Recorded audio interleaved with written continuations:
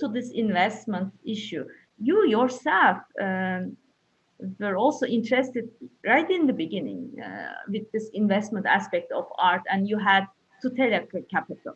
Can you tell us a bit the story of Tutela Capital? What were the challenges, and now what this industry is heading to?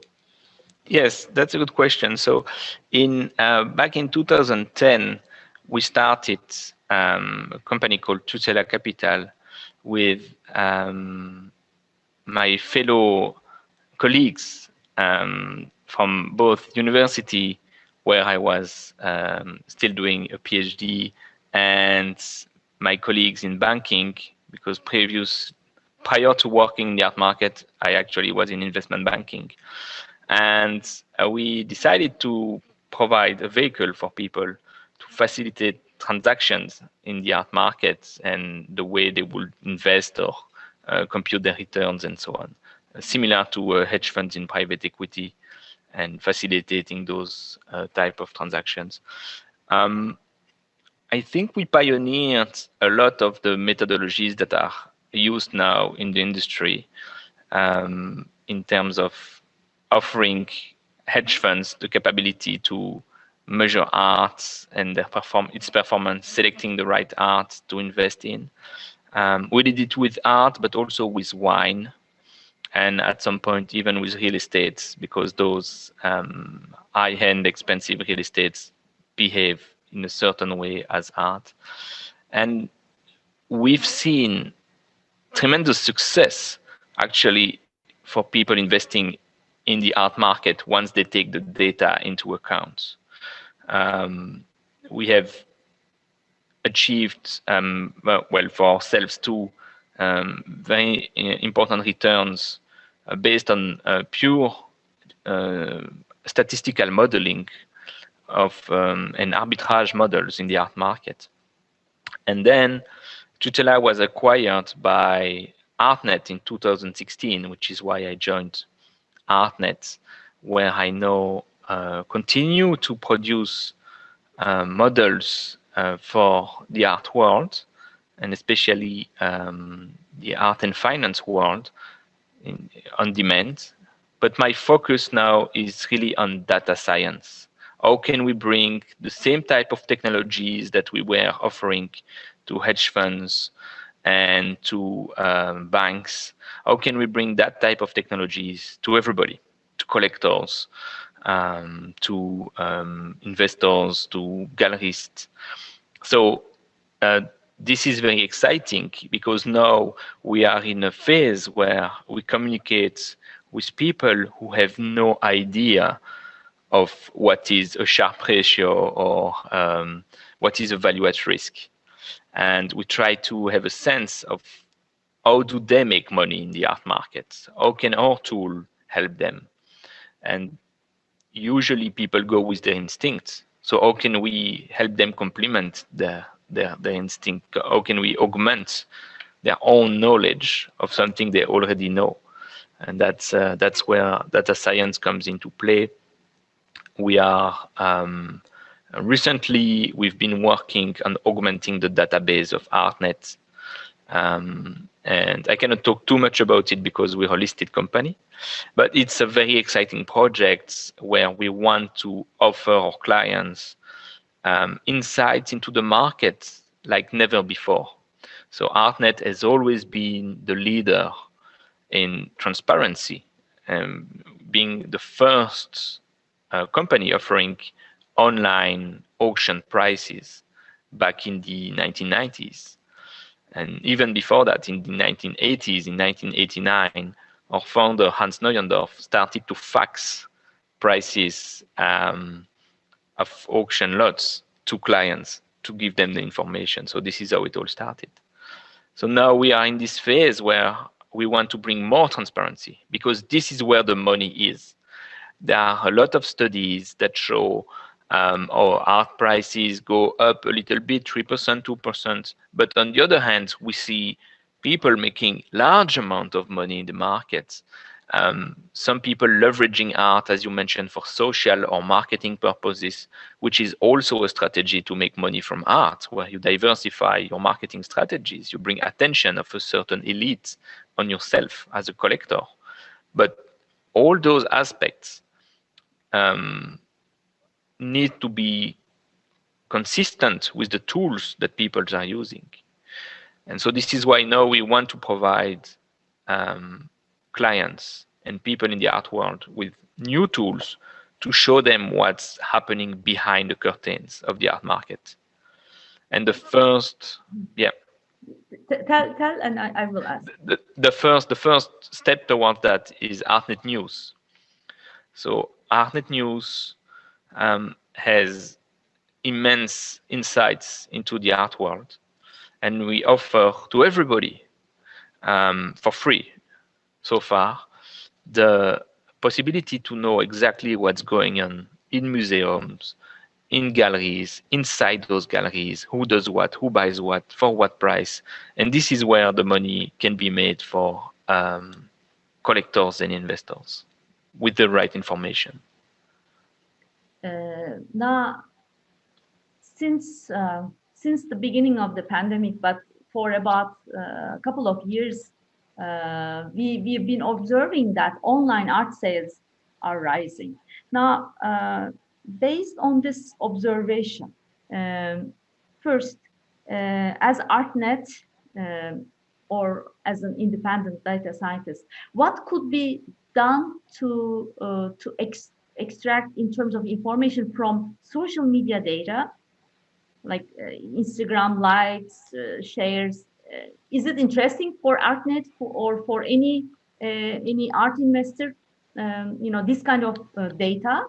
And the second thing is, when you use online data, that means the sales occurred online, and compare your art index with, I'm talking about an art market index to have the general information about, let's say, contemporary art section. Is there any difference between auctions and online sales? Yeah, those are two very good questions, Aileen. The first one, well, it's I believe that social media data are very important. We want to know how many likes on which artist. We want to know who commented what. And I will tell you, 10 years ago, when we started Tutela, and it's a true story, we had someone from Tutela going into art fairs to look at the golden books. You remember the books that galleries put on where you can sign, and we sent someone there to have a look at who was writing a little notes in the book. And one of the moves we did is at an exhibition of an African artist, a very important gallerist, French gallerist, wrote a note like, great work, keep going, and so on, in the book. So we knew from the moment this person wrote in the book that that artist was on his radar and could potentially become a future member of his team of artists. And we started buying that artist based on that information. And the equivalent of that today, and it's a different way to collect the information, is to looking at social media. Is to look at the type of information that we can gather, who comments on what, which collectors is going to write on an Instagram or a post of someone as a comment, great work, love it, things like that. You want to know this information. It is big data because you have to have all the data, but then it's a lot of work to go through it and to find the right information. And fortunately, at ArtNet, we have the capability to do that kind of things. It's not in production. We don't offer that to our clients yet, but it's definitely something we're looking at. So that's for your first question. The second question is very interesting because we did the analysis of whether or not online versus physical was different. And by the way, for me, online, I always supported it. It's a primary market, and we never had primary market data available so far, right? I mean, with Yeah, that's Artnet. true. That's true. We do have this data now. You'll be surprised that primary market and secondary market data are very close to each other, actually. Once you take into account quality of the work. So the market is much more efficient than we believe it is. And that's something we can see really from the inside. There is no real arbitrage opportunity based on the medium, like online versus offline, because the quality varies between those different platforms. So primary market data of very advanced for very advanced clients with very exclusive artworks are not going to be online regardless. And that's interesting. So you will still have to go to the gallery or to have a meeting to have like the most exclusive pieces. The ones that are online are good in primary market information, but they have a bit less quality than the ones offline, and that explains a lower price at first. And we observed the same thing the previous years between auctions, physical auctions, and online auctions. And online auctions used to have a lower price, but that was not because of the medium. It was because of the type of works that people were ready to sell online. They just did not want to sell their best artworks online. They still trusted the man with the white gloves at Sotheby's. This has changed completely in 2020. This difference has disappeared. Now people are ready to sell excellent artworks online because online produce better results than offline in 2020. So the whole thing is inverted.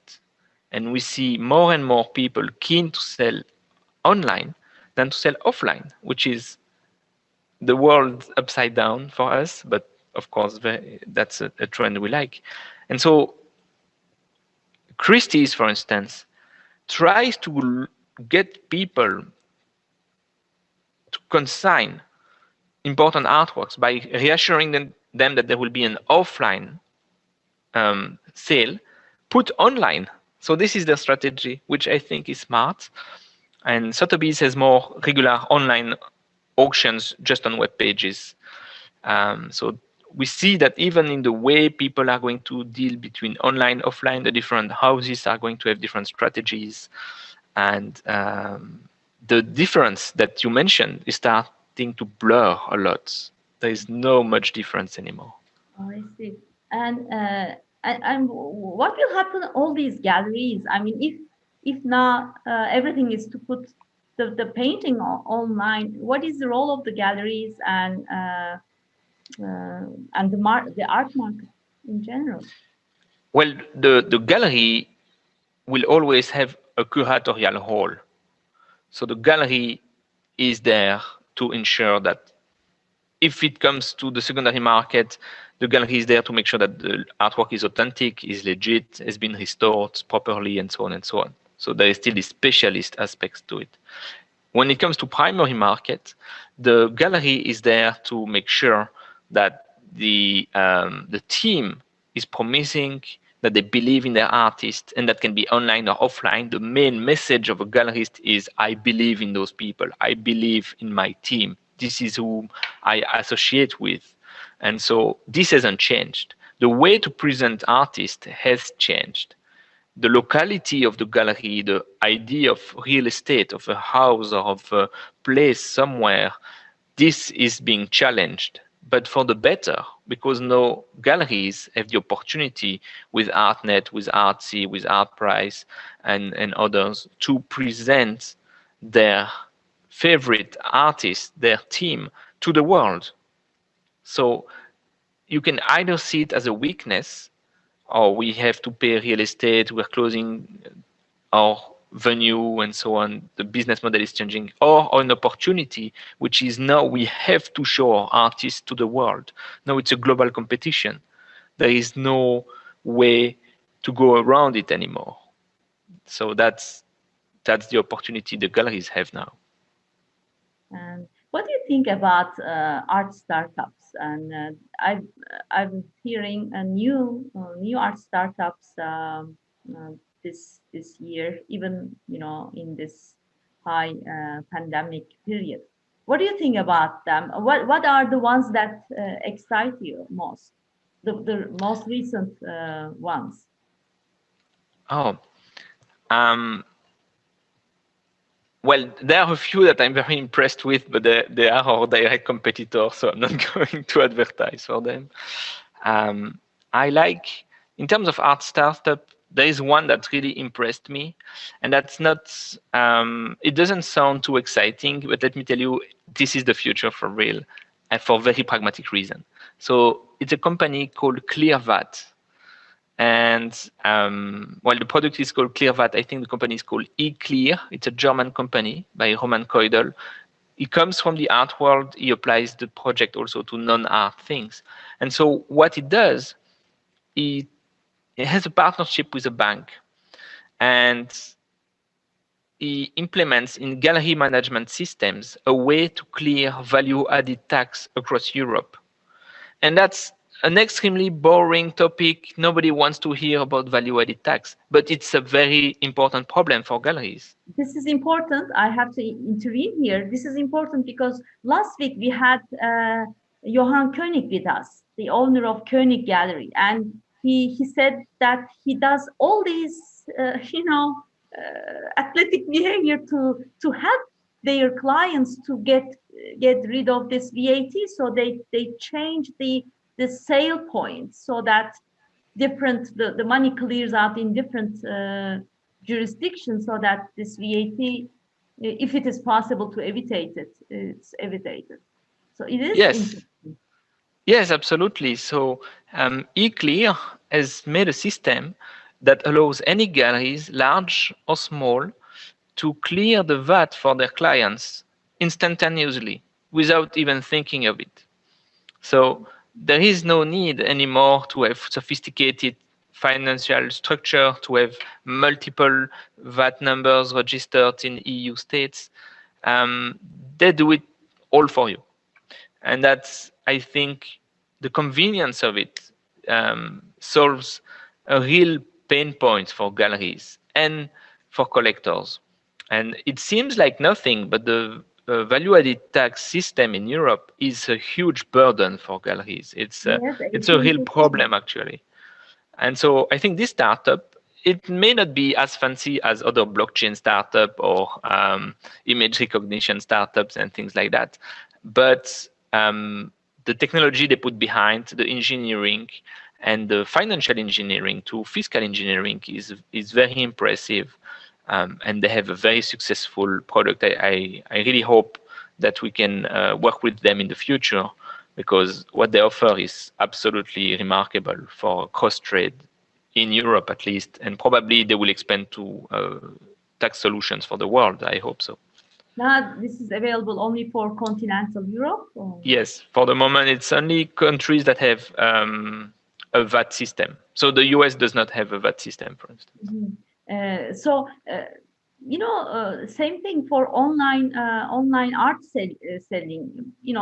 You think about twice when you when you decide to buy something online, if you don't live with the same jurisdiction. So same thing for ArtNet. How ArtNet solve this problem? I mean, if I like to buy something from ArtNet, and how this is solved, this issue of first transportation, and the second is this tax issue from a different client.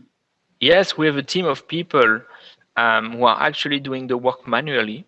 So we help the clients with all the logistics when it comes to transportation, delivery, taxes, moving the funds, and so on.